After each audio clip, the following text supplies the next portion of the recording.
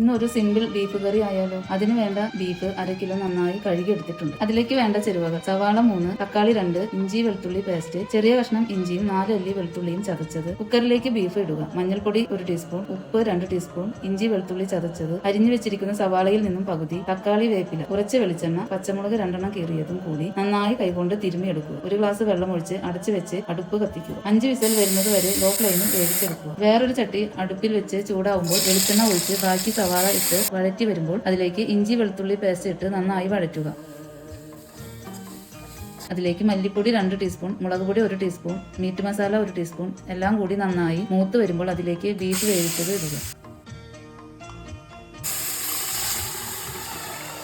നന്നായി ഇളക്കുക.